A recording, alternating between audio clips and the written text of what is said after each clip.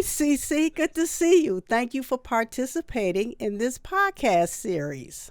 Yeah, thanks a lot for having me. I'm really excited to be here. This is actually kind of I've heard a lot of your previous podcasts, and I'm really happy to be invited onto this one. So Thanks, and I appreciate the support. That's pretty cool. So, let's rock and roll.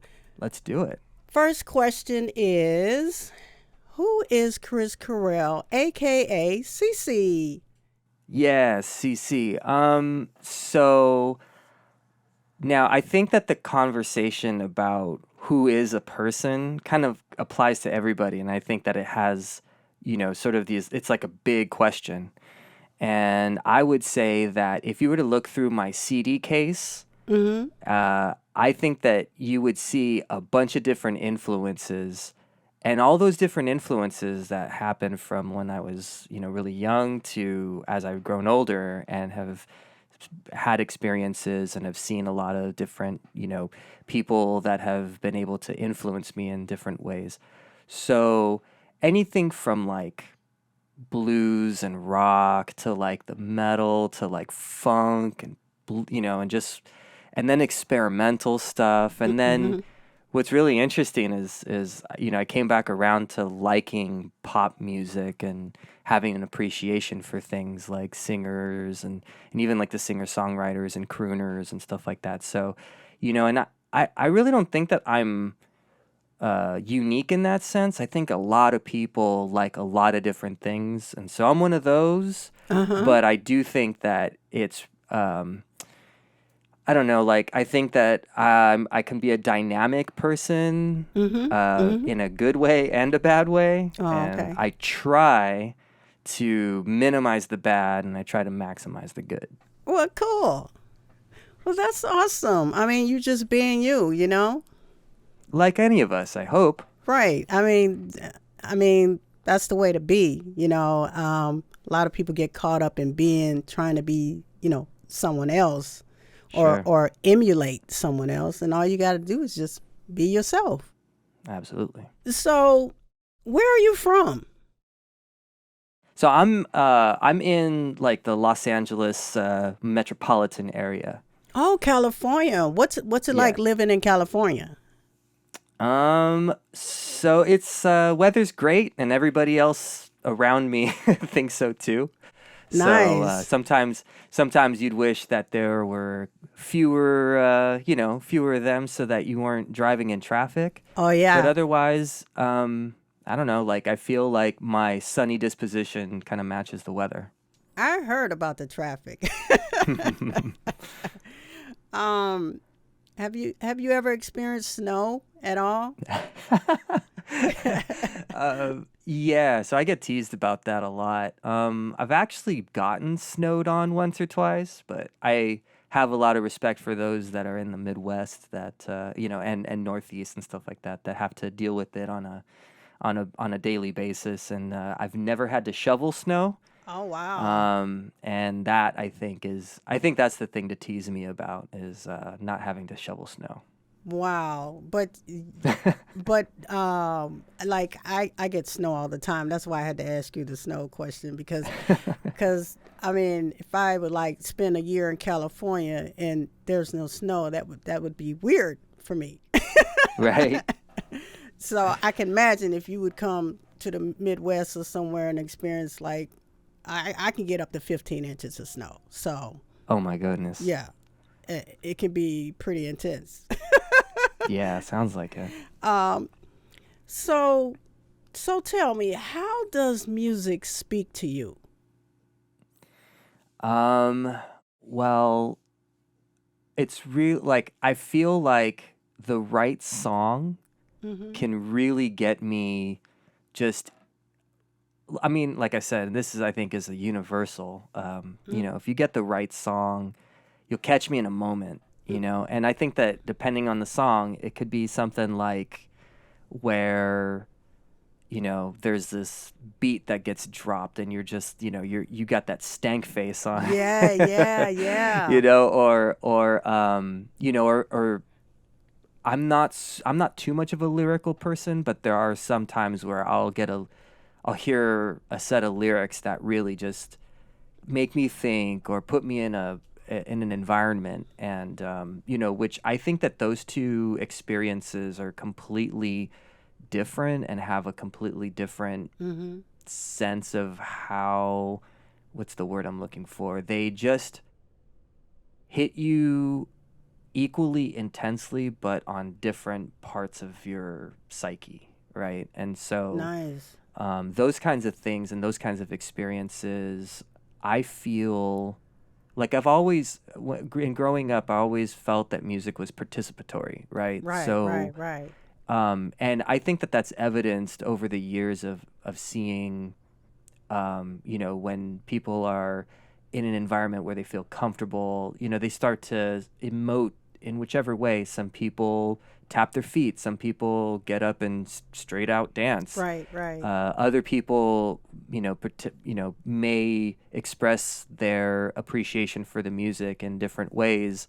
I've seen people completely just watching what's happening in front of them and not really physically reacting, but also reacting in a way that's they're going to have something later on where, whether it be, some kind of food that sort of reminded them of the environment, or maybe they have a painting, or maybe it's a set of, set of like poetry or something like that. There's always this not all inspirations have to have the same trajectory. Sometimes the inspirations come from a completely different, I'm going to use a weird word, modality. Okay. Right? Yeah. They have, where it's like, yeah, you know what? There's a different inspiration delivery vehicle. Right. And I totally love when I get hit by a bus with a bass line. Right. So, right. yeah, and to the extent of, I'll be somewhere where I won't have access to music externally. I remember there was one time I was doing, so I run like distance races. Right. And I was doing this marathon, and I was in the middle of it, and I felt so good, and I was really excited that I felt good, because my training season, I was so I had a really bad training season, and I was injured. Oh. And so at 13 miles, and you got another 13 miles left, I had this sort of like this spirit kind of coming through me, and I started humming. It's actually a electronic song. Okay. It's a song that didn't have lyrics. It doesn't have, but there was something about it that sort of I could channel through myself, and sort of it was, and at that point, I think it propelled me to, one of my fastest races that I'd been able to do up to that point, even though I had an injury in my training. So I think it's one of those things where, if the right inspiration hits and you're in that moment, you're really able to capitalize on it. It could be something that's completely just, life altering and just amazing. See, that's cool. That's amazing how music can speak to you like that. Because going into the next question, my experience with when I went to my first symphony. Oh yeah. My very first symphony, and I ended up crying, breaking down, just listening to certain classical. It's so moving. Right. And I was shocked that it affected me that way, which brings me to my next question, which is, do you think music is therapeutic? I mean, I think when you're in the process of writing songs and working on music, and even if you're just practicing your craft, I think that the answer to that question is undoubtedly yes. Yeah.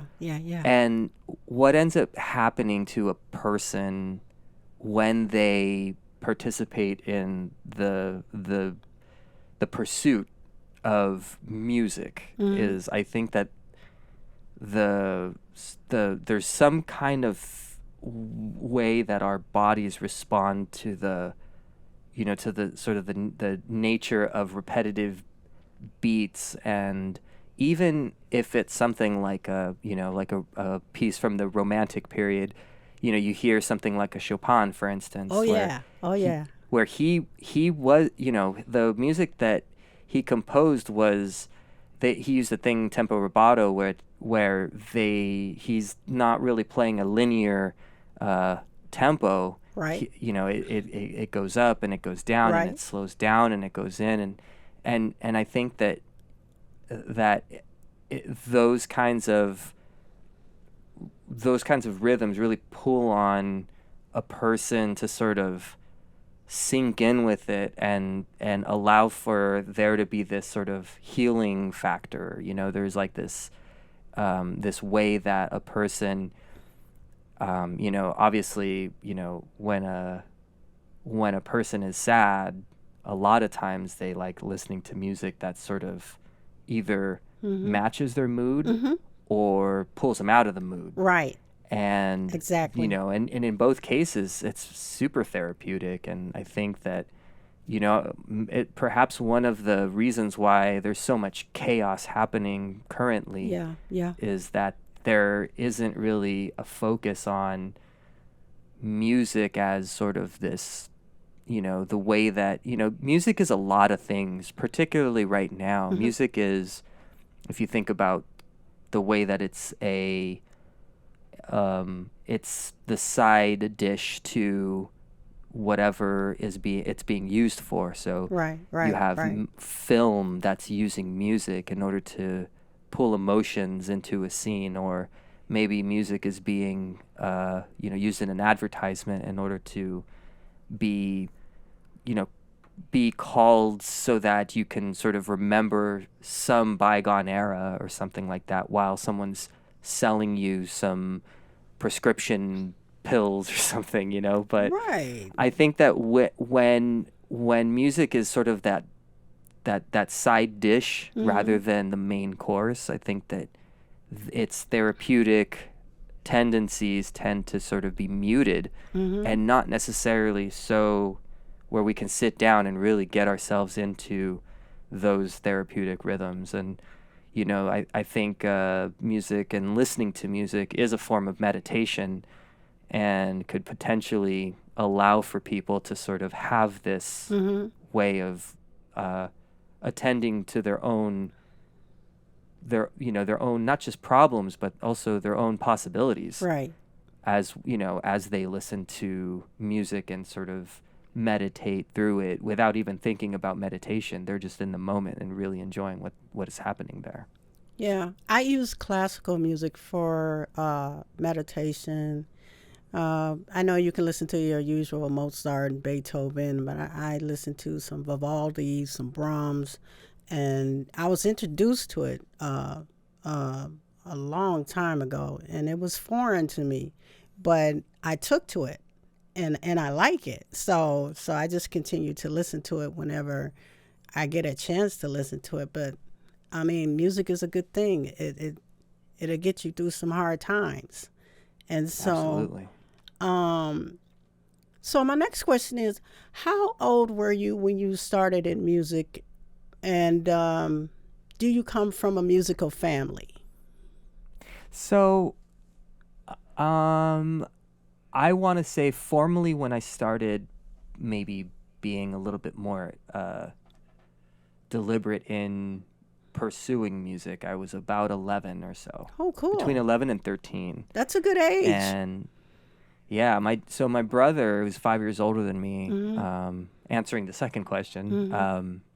my brother, who's 5 years older than me, he was gifted a guitar. We had guitars sort of laying around in the family. Mm-hmm. Um, and I listened to a lot of guitar-centric music, so I was really, really inspired to play guitar primarily.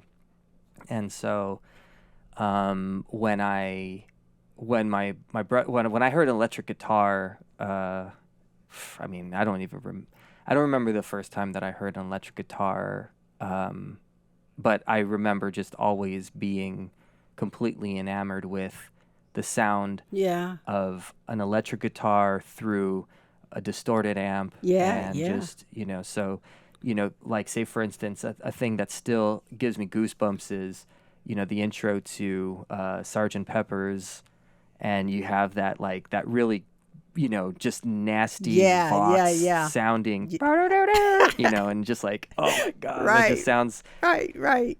it's so funny because, what we would consider heavy music, that intro to me is so heavy, even Yes. though it's not screamy, it's not, Right. but I mean, in its time, obviously, it was just, holy, oh my God. So when I remember sort of my birth of my enthrallment of the electric guitar, Right. and that was my dad had taken me to this music shop in Alhambra, which is in the San Gabriel Valley, Uh-huh. in an adjacent city from where I grew up. And so he sat me down, and I don't remember if I was either 4 or 7 or something. Mm-hmm. And he sat this black Stratocaster on me, and Nice. I was such a small kid that when you put the guitar on me, like I had to sort of have my hand over the Yeah. the top of it, Yeah. I Yeah. couldn't, and so they gave me a pick and they plugged me in, and I was into this, just this combo amp or whatever, but the combo amp had the button for distortion. Right. Right. And I so they remember pressed the those. button, and I hit I didn't hit a chord. I didn't play, a power chord or anything like that. I just heard that the sound sounded like what I had heard, on all of the Yeah. albums and stuff like that. Yeah. And You were hooked. You were my hooked, right? I was hooked. Yep. My little sensibility went bing, And since then, I had always gone back to that moment, and that's one of the reasons why I'm such a stickler for really just great sounding amplifiers and Yeah. stuff, and just great sounds, because the standing in front of of an amp that's got just a great sound, I mean, it's you're gonna get goosebumps. I just get goosebumps, and sometimes even a bowel movement or two.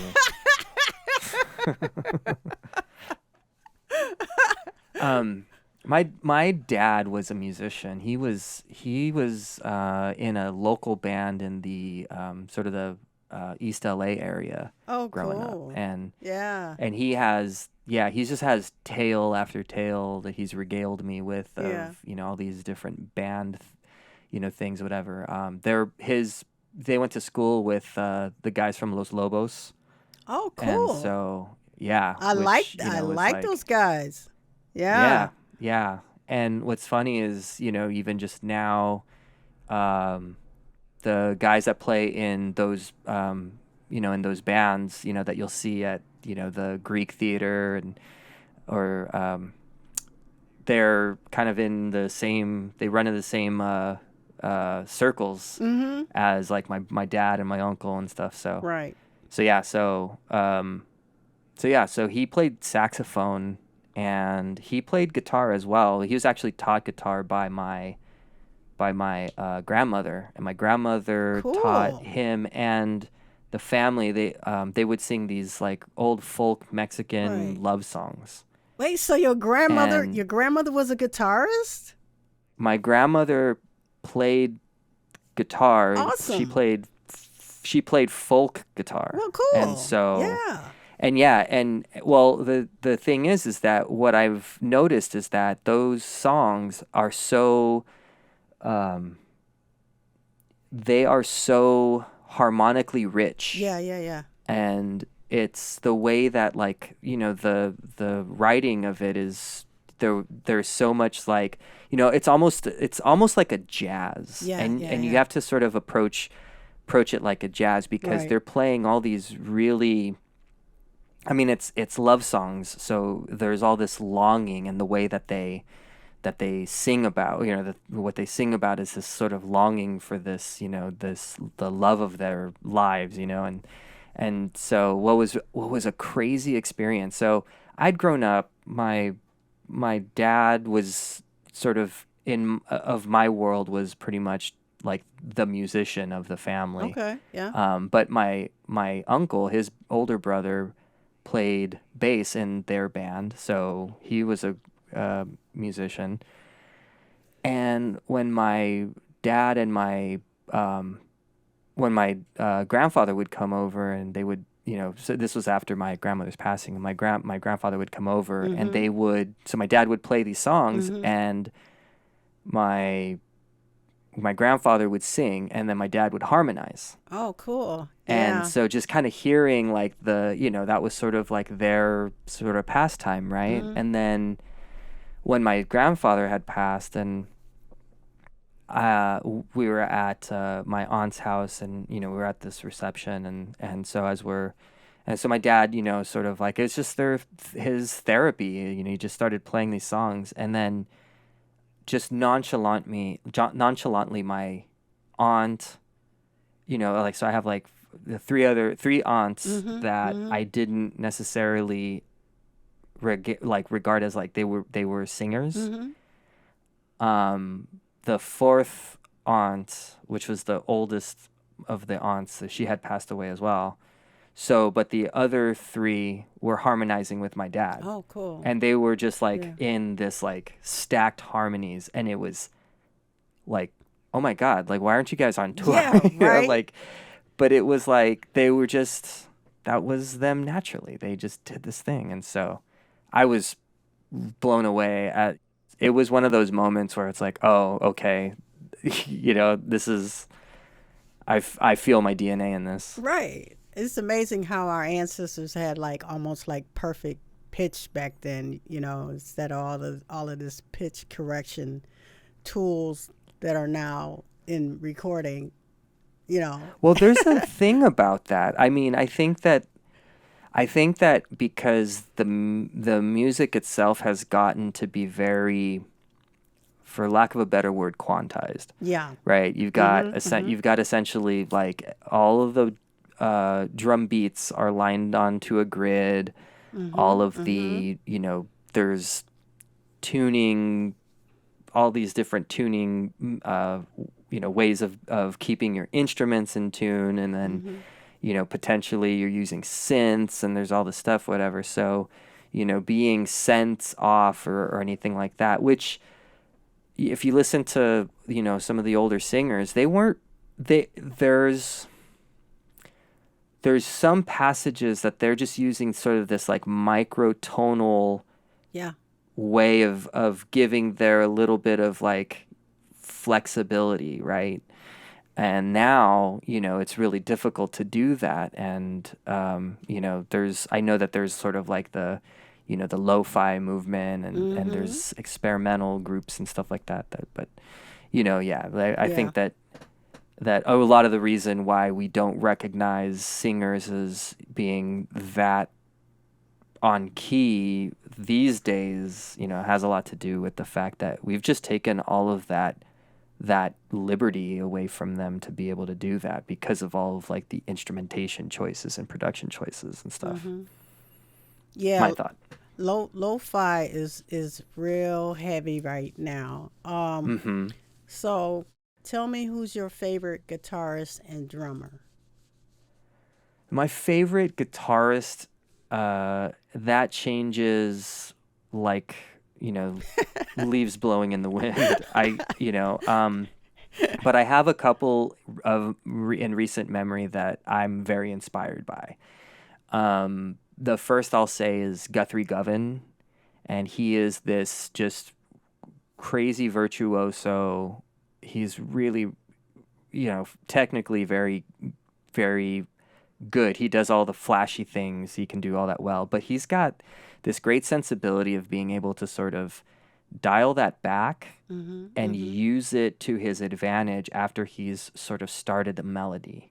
Right. And so he's fascinating to watch and to listen to. And he has this, someone had done a sort of a YouTube of his clinic, and he gives this clinic, and he gives this really great like lesson about the scale, like, you know, your major scale. And he's like, you know, instead of learning all of the scales, like, think about just one scale and really understand each of the notes in relation to the note that you are sort of moving there from. Right. And and he just, like, the way that he could sort of, because it's a simple thought, it's a simple idea, but the implications were just really amazing to think. And, you know, even though you're using one of the Marty Friedman exotic scales, that another one of my favorite guitar players, Cool. is that you could still sort of like understand where you fit in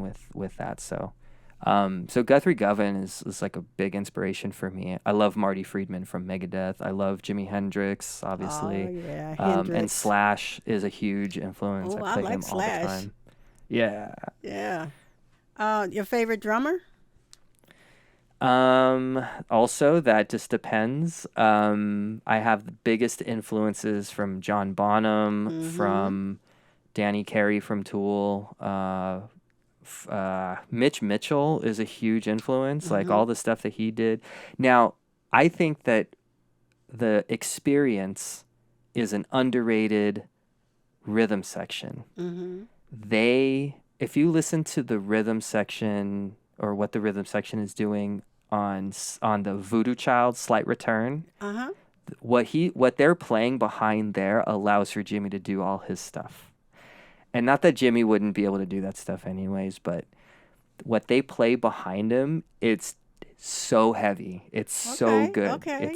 It's like you like, I know it's hard to do, but ignore Jimmy for a second when you listen to that and listen to what they are doing. They are landing like right on like they're really just landing on that one and really just giving you that sort of forward momentum, so he could do all of those, really great sonic, explorations and stuff like that. It's amazing. Like, they're so good. So Mitch Mitchell is a huge influence, and I mean, I've got so many other influences in terms of drums, but David Garibaldi from Tower of Power. Oh yeah.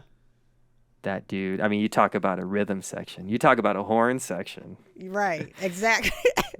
Yeah. Exactly. So, that's cool, yeah. that you are like a multi-instrumentalist, but you started in guitar first, right? That's correct, yeah. Yeah. That's interesting that you segued from guitar to drums, which is pretty cool. I had a long time playing bass as well. And so I played bass because all of my friends were older than me and they were all guitar players. Ah, okay. And so I had to sort of like, I was relegated to bass, even though I wanted to be a lead guitar player. Okay. And so, but it really, I wouldn't change that at all, because it really taught me a lot about musicianship and a lot about sort of being a good guitar player, or I'm sorry, a good bandmate. Yeah, and being able to sort of, take the ideas that the other bandmates are doing, and laying the foundation so that they could do this stuff. Kind of like what I was talking about with Noel Redding and Mitch Mitchell doing that for Jimi Hendrix. That's cool, though. I mean, you start with one thing, and you don't really know what direction it's going to take you, but where you end up at is kind of cool, and unexpected, you know what I mean? And so that's kind of like how music is. When you hear that one particular, a few notes, and then it take you to another phrase and another melody, and it ends up being something totally unexpected. So it's just the best. Yeah, right. So my next question is kind of heavy, but we are going to go into part 2 with this next question, but I'm going to ask it anyway. You are of Mexican heritage, correct? Yes. Okay. Have you, or is there any chance of you incorporating Mexican music in your original songs? I would have a hard time adopting what came so easy to my father and my aunts and stuff. And I would want to give it the authenticity that it deserves. Mm-hmm. And when I grew up, I mean, I grew up around it, and my dad really made he really wanted to share that with me, and it just the rhythms and everything that I gravitated towards were the really heavy either rock, so I lived on the one, Okay. right, Right. so it was really hard for me to pick it up and get that sense um of how the song structures really worked, and how the sort of the chords. Right. When I learned basically by ear Uh-huh. from listening to Guns N' Roses and Yeah. Metallica, and sort Yeah. of and those song structures and the way that the songs, it imprinted on me Mm-hmm. Mm-hmm. in such a way that is really difficult for me to sort of extend from. And what's funny is that a lot of the time that I spend tinkering around on guitar is trying to break out of it.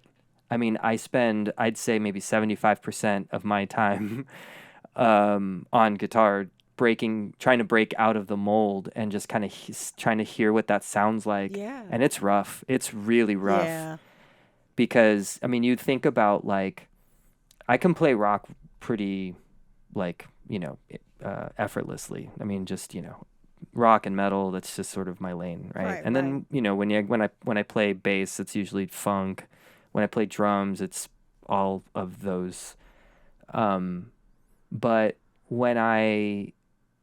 so you got to think about, like, that pathway as being paved, Mm-hmm. right? Smooth sailing, and it's just really effortless and easy, right? The ideas and even sort of the improvisation comes very, very easy. When I play a different genre of music, something that I have a fascination for, like, jazz or the boleros, or or anything like that, it's really, really difficult. It's like you're on a unpaved gravel path, and Okay. it's really difficult for me to sort of feel the comfort and the confidence of being able to, sort of have those musical ideas. Okay. Even things just like Santana was incorporating congas, and he had all these, like, really great.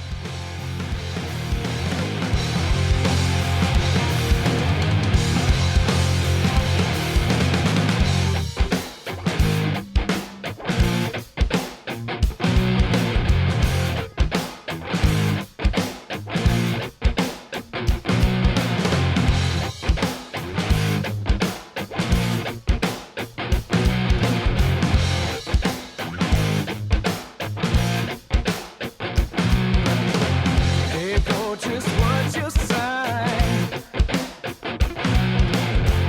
You look good enough to act. And I like the way you move. You like the way